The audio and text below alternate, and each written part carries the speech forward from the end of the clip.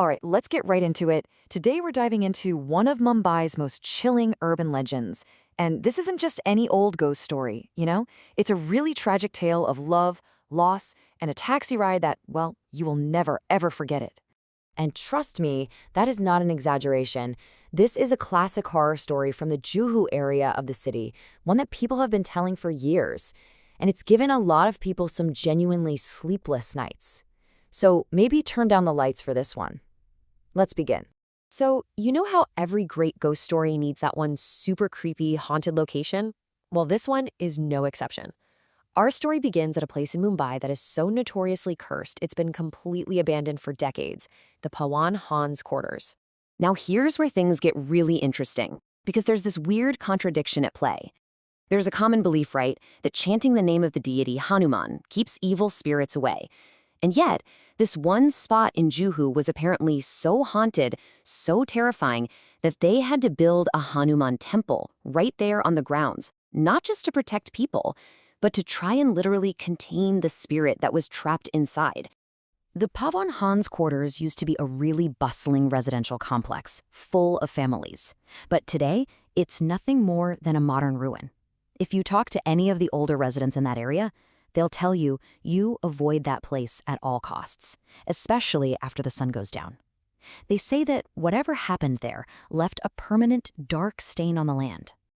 The whole tragedy started way back in 1989.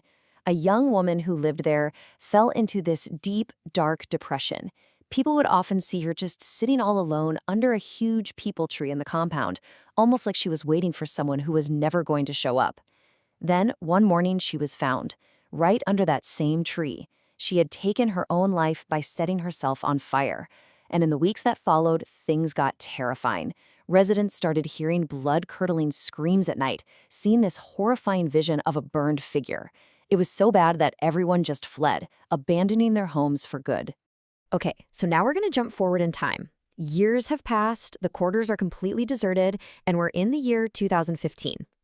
The story now shifts to a young taxi driver in a nearby town who's just about to start his late-night shift. So this is Raju.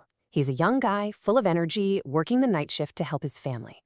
And tonight, his plan is super simple. Stick to local fares, pick up a couple of people from the Palgar railway station, make a little money, and head home. But this was not going to be a normal night. Just as Raju's thinking about calling it a night, this old man seems to appear out of nowhere. He offers Raju double the fare for a really long, urgent trip all the way to Juhu. Raju, of course, agrees. But the ride is unsettling. The man is completely silent, and he seems incredibly sad. Out of the blue, he asks Raju if the moon is out.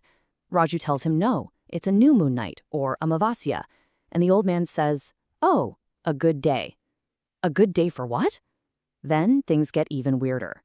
He asks Raju to pull over and pick some flowers from a tree on the side of the road. Now, Raju is seriously unnerved. I mean, who picks flowers in the middle of the night? But the old man is just so insistent, saying they're for the person he's going to see. So, reluctantly, Raju gets out and picks the flowers.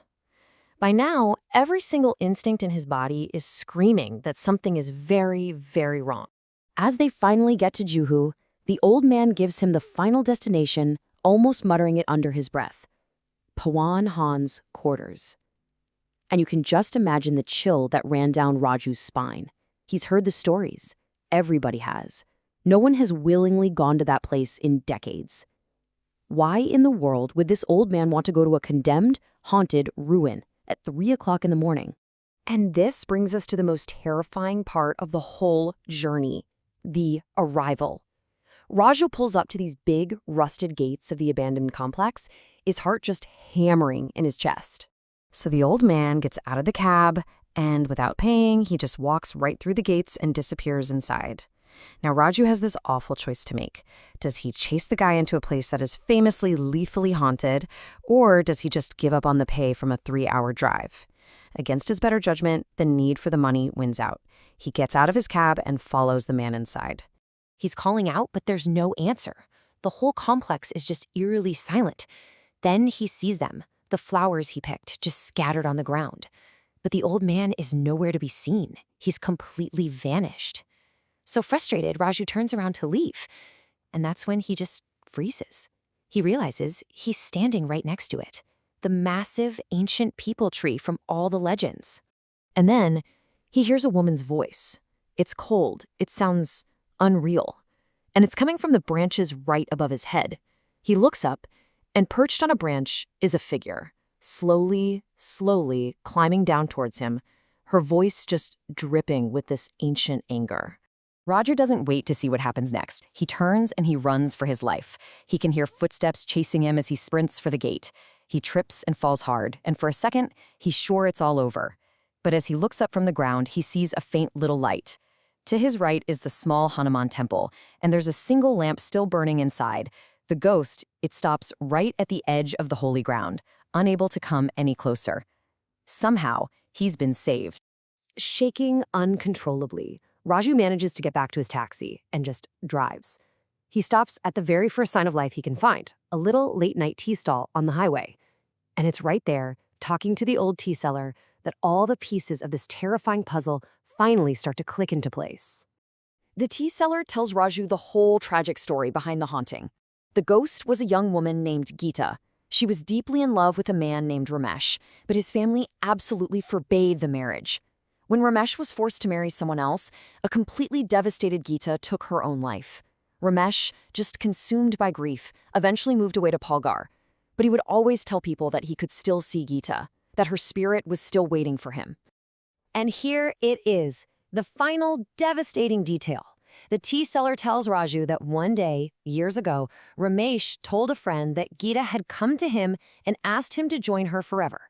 That very same day, he went to the Palghar railway station and ended his life.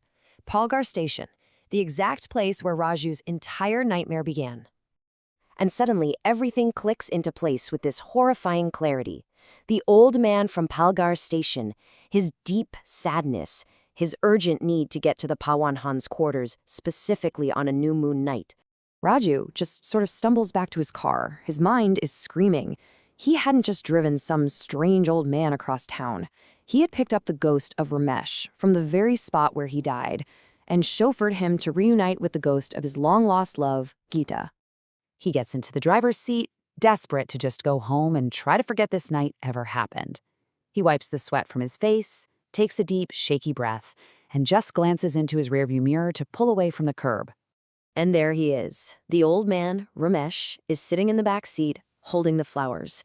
He looks at Raju in the mirror and says, "Now to Palghar railway station. It is time for my death." Raju wasn't just the driver for their reunion. He's now a part of their endless, tragic loop. So the next time you see a lone passenger waiting by the road late at night, you might want to think twice.